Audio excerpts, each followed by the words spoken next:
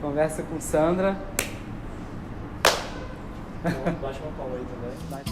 Copacabana, Copacabana, praia de Copacabana, praia de Copacabana, praia. Atenção, bombeiro, guarda costeira, polícia militar. Atividade, atividade, atividade. Porque eu tô vendo. Não, tá todo mundo vendo que centenas de mulatos estão despencando das ondas no mar de Copacabana. No mar de Copacabana. Eu queria começar assim falando um pouco da tua época do Parabolic, né? Parabolic People. Se você puder comentar um pouco o que você aprendeu naquele momento e puder contar alguns bastidores também dessas experiências, né? Eu comecei a fazer vídeo por acaso, porque o meu sonho na época era fazer cinema. Só que naquele momento era assim, anos 80 e o cinema era um clube fechado, assim, as pessoas tinham acesso ou porque elas já conheciam alguém, sabe? Era tudo difícil, assim, a tecnologia era muito inacessível. E aí, por acaso, ouvi falar de uma coisa que era vídeo, que alguém tinha uma câmera, e aí eu fui experimentando com aquilo e fui me interessando. E eu me lembro de, na época, eu pensei assim, puxa, isso aqui é meio que nem eu, assim, que a história ainda está toda para acontecer, entendeu? Não tem muita coisa para trás. E aquilo me interessou, parecia assim um terreno virgem, que podia fazer muita coisa. E aí eu fui fazendo na intuição, assim, e comecei no mundo das artes plásticas. E aí um dia eu me lembro que tinha um debate que era assim, ok, a gente faz esses vídeos experimentais, tudo assim meio na mão, sabe, com o que tinha, assim, que era pouco. E aí como é que faz para mostrar? Né? Era difícil. Se você... Um caminho era, assim, que era o que eu meio fazia, era mostrar assim no museu, numa galeria de arte, mas... E aí eu me lembro que tinha gente que falava assim, não, a gente tem que entrar na televisão, tem que ocupar o espaço e tal. E aí eu tive uma ideia, pensei assim, pô, e se tivesse umas cabines na rua, que nem tem cabine para tirar dinheiro, para tirar foto, que fosse para você ver vídeos. E aí eu pensei assim, pô, ia ser muito legal se tivesse também umas cabines de gravação, porque aí ia criar uma rede entre pessoas que não se conhecem, que poderiam travar um contato individual, né, de um para um, pela tecnologia. Imagina, isso a gente hoje em dia faz o tempo todo, né, que essas cabines foram meio assim as bisavós do Skype, do Zoom. No FaceTime, né? Tudo isso. Mas na época era uma ideia louca, assim. Aí eu comecei a fazer essas cabines. Botei, aqui no Rio, botei na Feira de São Cristóvão, no centro da cidade, na Cinelândia, saí botando na praia. Aí isso virou uma exposição, eu fiz uma instalação com essas cabines no MIS de São Paulo. Tinha aquele festival Vídeo Brasil, que existe até hoje, que na época estava meio começando e tal. E veio um francês e que ficou muito interessado, adorou e tal, e falou assim, você não teria vontade de fazer isso em outros países? Aí eu falei, não sei se ia funcionar e tal. Depois eu pensei, Sandra, você é uma idiota, né? Devia ter falado assim, quem sabe? Bom, mas aí essa conversa evoluiu. Aí eu resolvi tentar, e aí fui fazer em Paris, aí virou o Parabolic People, que foi um projeto de fazer isso, então, em 6 grandes cidades pelo mundo. Porque eu me lembro que eu ficava muito incomodada com a relação de poder entre quem filma e quem é filmado. Então as pessoas eram filmadas assim na rua, e elas ficavam parecendo meio bobas, porque elas não tinham controle nenhum. Então a ideia das cabines era inverter. Assim, e se quem é a pessoa filmada tiver controle da situação, puder decidir como é que vai ser enquadrado, como é que ele quer, o que ele vai falar, era esse exercício, que é uma questão ainda muito, né, acho que muito central do ato de filmar, né, e de ser filmado. Vai! Eu sou a pessoa mais bonita do Brasil. Eu mando um beijo para todas as mulheres do Brasil. Principalmente para a Xuxa, um beijo na boca da Xuxa, muito grande. E um beijo muito, muito grande também para Cláudia Raia. Eu, por exemplo, vou fazer uma imitação aqui do Tarzan, né? Eu acho que vocês já viram no vídeo, né? E vocês conhecem, né? Em que momento surge a oportunidade de você fazer o Lá e Cá, né?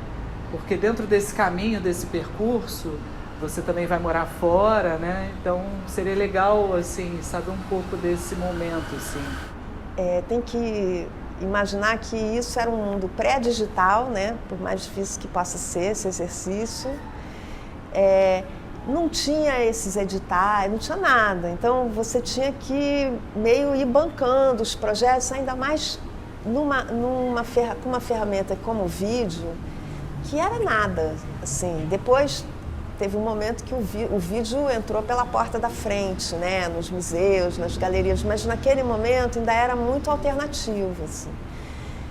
E eu comecei a ir para a França porque lá eu comecei a ter a oportunidade de fazer as coisas, não porque eu planejei, quero ir para a França. Eu fui fazer o Parabolic People, né, que foi esse projeto das cabines pelo mundo. E esse projeto inaugurou um centro experimental que era transversal, assim, recebia artistas em residência, mas recebia também assim, filósofos, escritores, pessoas de várias áreas, e as pessoas conviviam. E na parte de baixo, no subsolo, na cave, eram as máquinas. E eles tinham máquinas de primeira geração, se era o começo do digital. Então eles jogavam na mão dos artistas para ver o que as pessoas iam fazer com aquilo. E aí eu ganhei uma bolsa, um pouco por causa disso, e fui fazer um filme, que foi o Lá e Cá, em 35mm, assim, com uma tecnologia toda antiga, porque era o que eu queria fazer. Ao mesmo tempo, o filme mistura, né? Porque ele é todo sobre um espaço que existe, mas que é também mental, né? Do personagem. A relação do filme com o tempo é assim, ele vai engordando, ele não anda para frente, parece que ele vai ganhando mais uma camada, e isso tinha a ver com o assunto, né? Que era essa personagem que está meio paralisada, ela tem que tomar uma decisão, e o filme inteiro se passa nesse momento imediatamente antes da decisão, o que eu faço, e você está se sentindo paralisado. Então, isso tem a ver com o que o filme né? Um dos coprodutores franceses aí queria conhecer os lugares, a gente filmava nos lugares perigosos. E aí o cara não entendia nada. Eu me lembro do cara que estava com a gente falando assim, fala aí para esse Belmondo aí que não pode tirar foto aqui não. Passavam uns caras com fuzil. Então era meio dois mundos, né? Numa época, porque o Lá e Cá é um filme que hoje, quando você olha, ele tem uma coisa histórica, né? Porque ele é de um momento antes dessa violência penetrar mesmo na mídia, assim, da gente começar a ver essas imagens, é o começo do funk. Então, esses lugares que as pessoas não conheciam muito quem era da Zona Sul, o filme fala disso. Então, vinham esses estrangeiros, né? Tinha um certo choque, mas era ótimo também. Esse choque, às vezes, essa falta de entendimento é uma riqueza, porque o filme vai se alimentando disso, né? Dessa multiplicidade de visões. E aí, claro, né? Também lá fora, isso abre portas. Eu morava lá.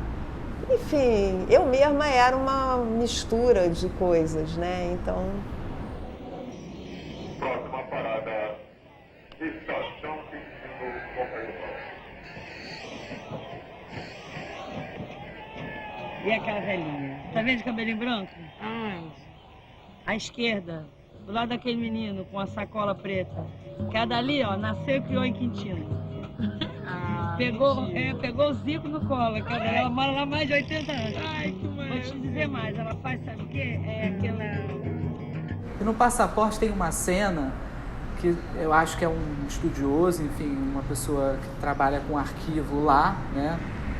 que senta com você e fala, aquela fala que eu acho atroz por um lado e ao mesmo tempo assustadora, né? Que ele começa sem saber muito bem quem você é ali e fala, você está tentando tirar, né, o passaporte, poxa, que bacana, qual é o nome da tua família, né? E aí você fala aquilo, enfim.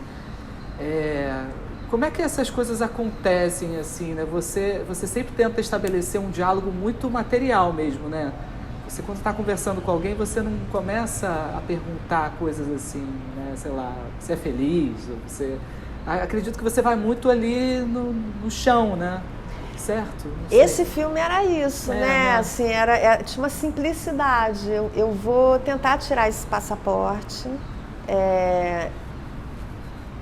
O que vier disso me interessa tanto que eu acho que merece fazer um filme, porque todas essas questões, né? Esses assuntos me interessam. Eu fui percebendo que muito mais interessante do que se eu ia conseguir ou não era como é que as pessoas reagiam àquela tentativa. Se a pessoa achava que eu tinha direito, que eu não tinha direito, aquilo dizia muito sobre a pessoa, sobre aquele assunto, sobre a situação do momento e tal. E eu gosto disso também, de você, através de uma coisa, você está falando de várias outras, sabe? Está tudo sugerido ali. Indiretamente, né? Esse negócio oblíquo, assim, eu acho que é muito bom no cinema, dá muito certo. Então, esse senhor, por exemplo, eu entendi. Logo no começo eu vi que ele não tinha percebido que eu era judia, e porque Laita é um nome, né, que disfarça, e eu tinha uma assistente que fazia tradução e tal, húngara. E ela ficou fazendo 1000 sinais para mim por trás dele, assim, que ela já tinha entendido também. E eu falei... Porque eu pensei, o legal é a gente ver o que vai acontecer nessa situação. Não sou eu, é o filme, entendeu? Eu sempre coloco o filme.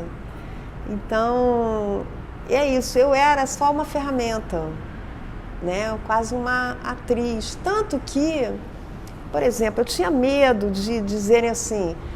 bom, se você quiser ter o passaporte único, você tem que renunciar ao brasileiro. Eu pensava assim, caramba, e se acontecer isso? Não quero, né? Aí eu pedi para todo mundo, falei assim, olha, eu não vou pesquisar, eu não quero saber se isso vai acontecer ou não. Se tiver que acontecer, é melhor que aconteça no filme. E aí, se eu estiver no filme, eu vou saber um pouco como lidar, entendeu? Eu não quero saber mais do que o filme. Porque senão eu vou ficar muito fora, entendeu? Então, acho que é sempre meio parecido, assim, você tentar fazer que a vida daquele momento que você está filmando seja maior que tudo. My grandfather. What's his name? Laita. Laita? That is in the river. Laita, you know. The river on the Hungarian border between Hungary and Austria. That was the old border. Laita. I have his old passport. Would you like to see it? Yes, of course. Ah, the handsome man. Is this your father? My grandfather. Grandfather, Laita Kálmán, vagy?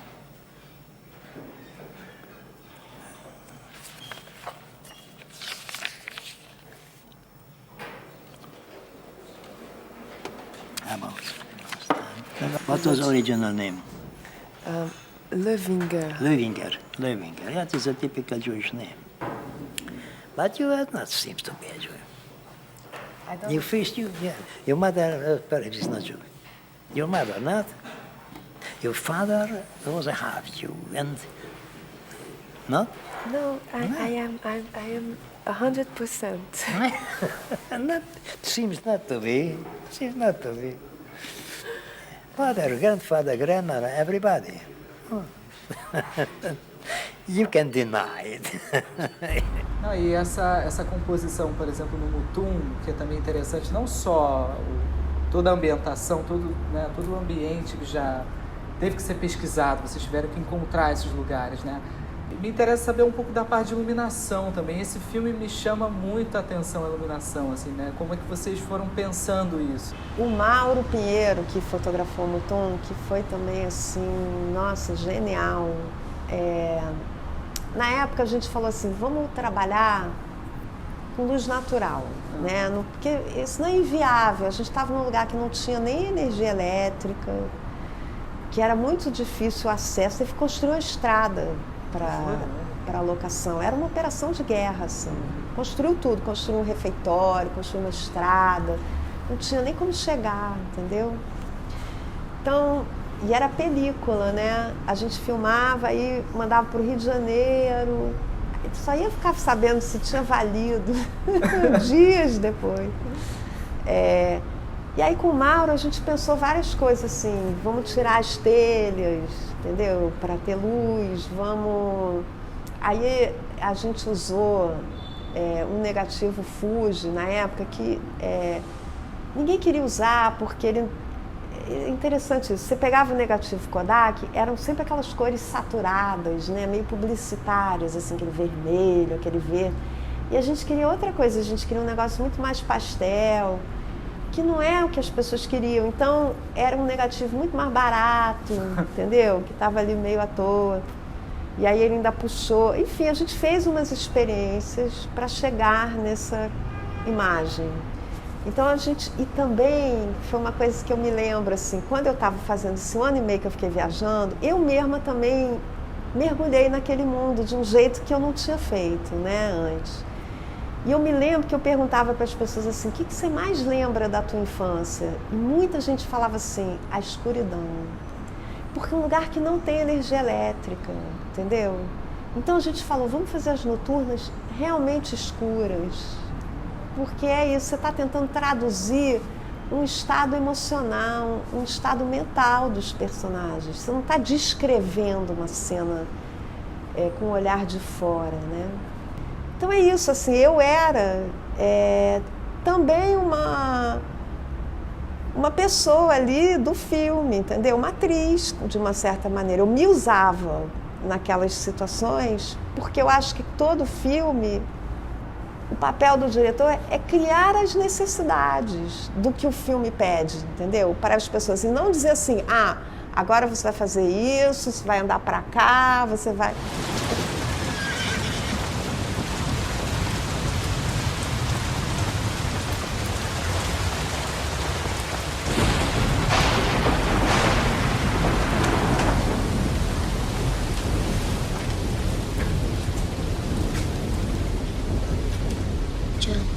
Por causa do pai, da mãe e do tio.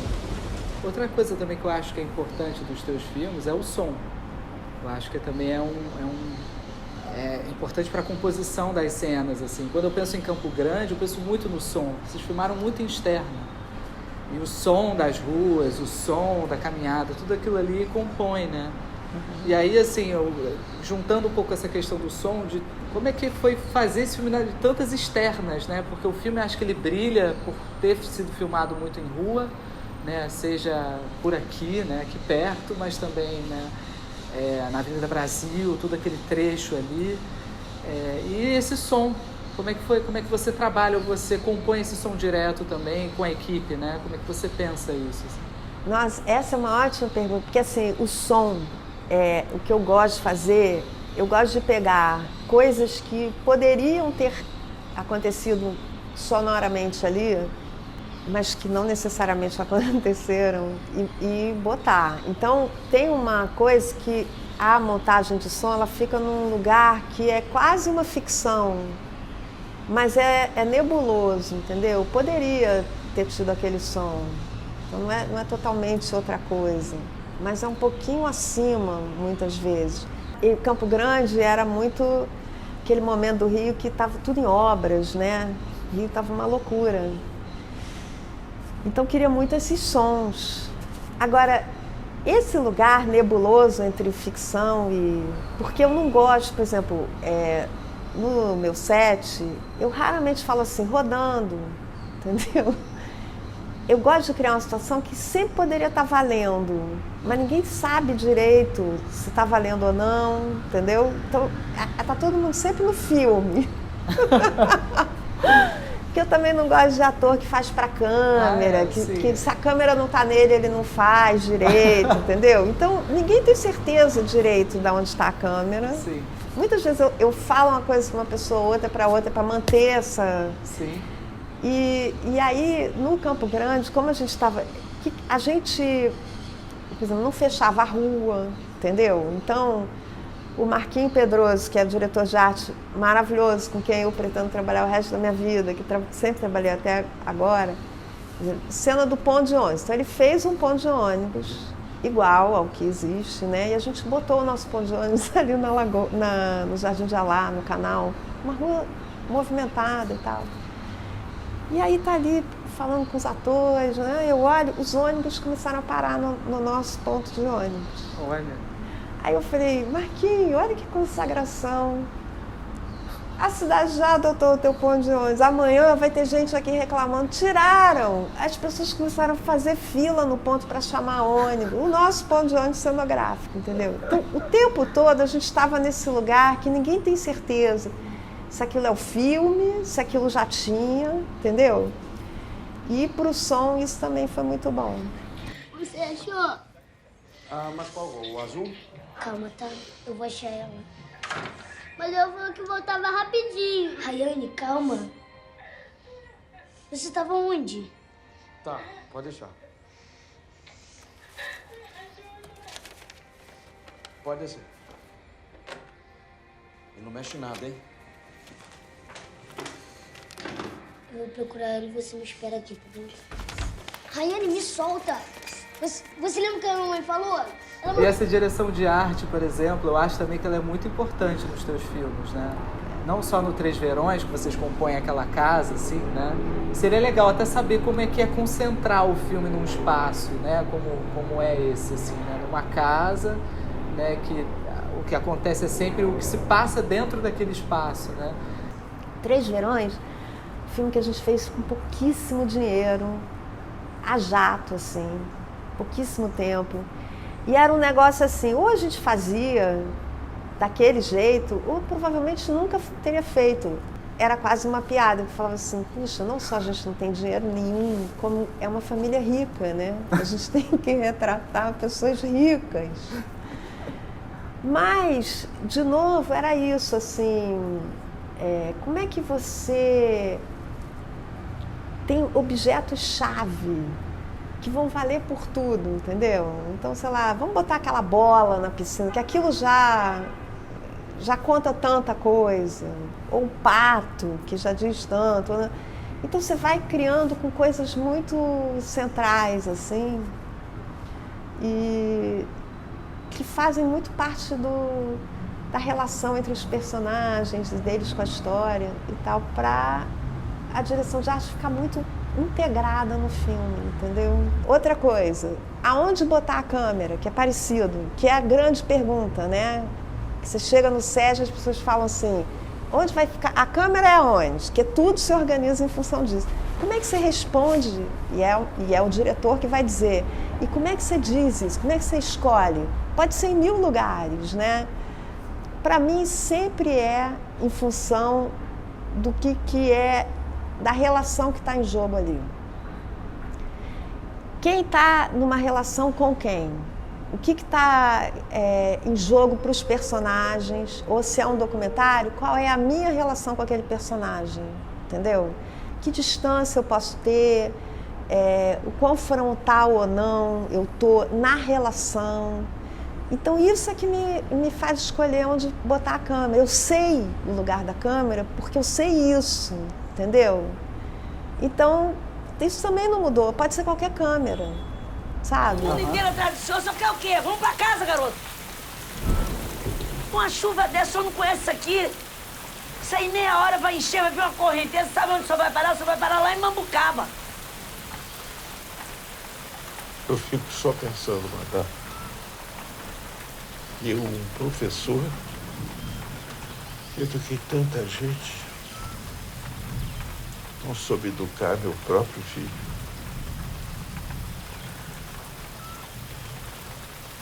Sabe o que o advogado disse? Para eu ficar tranquilo, que tem até uma biblioteca na prisão.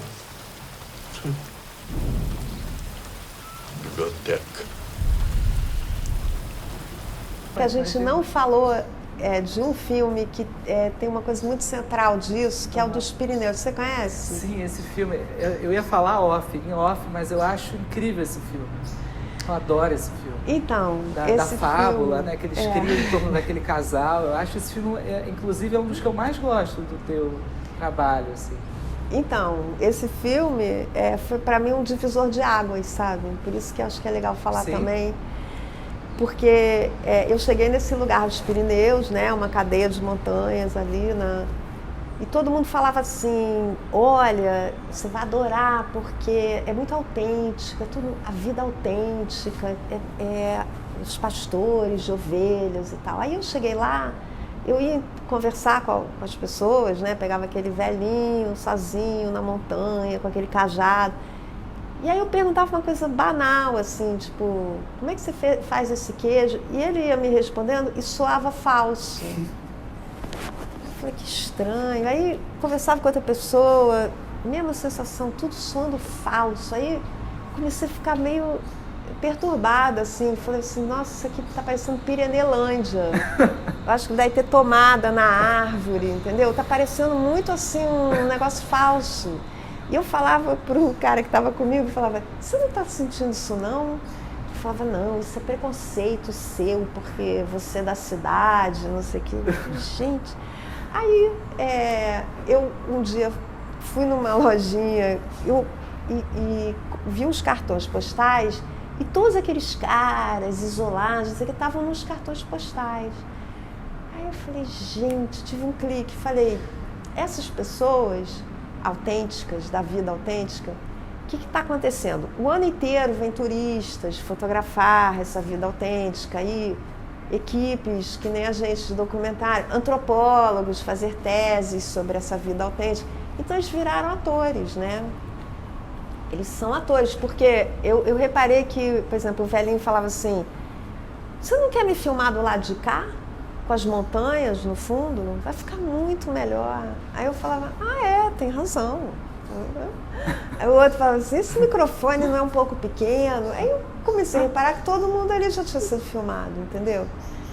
Aí eu falei, gente, como é que eu vou fazer um filme num lugar que todo mundo já foi filmado? Eles estão todos no meu lugar. Todo mundo quer dizer, faz assim, faz assado. Aí é que eu tive a ideia de inventar. Eu escrevi uma lenda, porque eu pensei assim, uma lenda é uma coisa que é isso, é falso e verdadeiro ao mesmo tempo. Então, eu vou inventar uma lenda a partir de coisas que eu tinha ouvido, histórias dali. E eu fui soltando essa lenda como um rumor, um boato, assim. Aí a gente ia entrevistar a anciã do lugar, assim, com aquele lencinho, uma senhora bem velhinha. E a minha história era um casal, Pierre e Claire, né? Aí ela falava assim, eu conhecia a Claire, pra mim, filmando, virava pro cara e fazia assim, piscava o olho, tipo, ela tá acreditando. Só que a Claire era minha invenção, entendeu? Então foi virando esse jogo de espelho. Ali eu entendi o quê? Que para você procurar essa verdade, né, que eles soavam falsos, muitas vezes não é o face a face, é você olhar junto com aquela pessoa para um outro lugar, que é o lugar do filme, que nesse filme foi essa história. Les photographes, c'est des types qui te suivent, qui te prennent tout le temps, qui te suivent, qui veulent te mettre dans la pellicule et après qui veulent te montrer dans ton pays, à Paris ou ailleurs. Là, regardez le dernier représentant d'une race en voie de disparition comme l'ours. Qu'est-ce que vous pensez que je devrais filmer ici? C'est pas trop la saison, hein. Vous allez recopier cette cassette-là, il y a de très jolies choses. Pour mon film? Oui, pourquoi non? Il y a de belles choses, des prises de vue formidables, hein. Il faut la regarder. Você tem que tomar uma decisão ali. E aí você fala assim, pô, não sei qual caminho seguir. Como é que o que você faz para tomar essa decisão, assim, né, você pensa sobre isso, reflete, respira? Na filmagem ou antes? Na filmagem, mais na filmagem, assim, que às vezes precisa daquela decisão rápida, né? Você tá ali, você tem ou A ou B e você tem poucos minutos para decidir, assim, né? E você sabe, eu no começo, assim, eu era uma garota, né? Precisava me impor, que não só eu era muito nova, como eu ainda era uma menina. Então todo mundo era mais velho, mais experiente, tinha mais autoridade do que eu. E eu me lembro que eu ficava preocupada assim, não, eu não posso dizer que eu não sei, ou que eu... Mas aí, logo, muito rápido, eu fui percebendo que eu acho que nesse trabalho você não pode mentir, não pode fingir, entendeu? Não dá. Então, vai ficar ruim. Então, quando eu não sei, eu falo, não sei, peraí, não sei, entendeu? A mesma verdade que eu estou procurando nos atores, eu tenho que dar. Tudo que eu quero das pessoas, eu também tenho que dar. O cinema, muitas vezes, é um monte de gente obsessiva junta, né? É aquela foto da turma, assim, foto do grupo, que cada um só está olhando se ele está bem, né? Então eu falo assim, tá ótima essa foto, porque eu estou bem. Porque é um trabalho coletivo, mas um pisa no pé do outro, assim. O som atrapalha a imagem, tá todo mundo brigando pelo seu. Né? Peraí, deixa eu ajeitar isso aqui. Né? Mas essa tensão é a riqueza do filme, entendeu? Porque é disso, é dessa constante, cada um puxa de um lado, não sei o quê, que nasce aquela coisa mágica. E o diretor é o único que está olhando para o todo, né? E que está tendo que sacrificar coisas, assim, não, eu sei, vai ficar com esse som horrível, mas isso aqui eu não posso perder, né? Então, eu valorizo cada pessoa, assim, cada pessoa é muito importante, entendeu? E ao mesmo tempo, você como diretor está o tempo todo tendo que fazer escolhas difíceis. Porque o grande desafio é aquilo ser um todo. É você ver aquilo ali e falar assim, nossa... Você não vê assim a imagem, o som, é uma coisa só, né? E aí, para ser um todo, quanto mais você trouxer as pessoas para esse todo, entendeu? Quanto mais o fotógrafo estiver também pensando na atuação e a continuista está pensando no roteiro, acaba uma cena, ela fala, gente, ele é filho do tio. Eu nunca esqueço. Ele é filho do tio. Pois é. Entendeu? Aí você fala, nossa, ela tá no filme, entendeu? Todo mundo tem que estar o tempo todo também no filme. Muito legal, assim, de verdade. Gosto muito. Que bom, obrigada. Mas obrigado demais e agradeço demais pelo tempo também que você deu aí. Obrigado. Eu que agradeço. Foi ótimo relembrar de tanta coisa. Foi ótimo. Obrigada.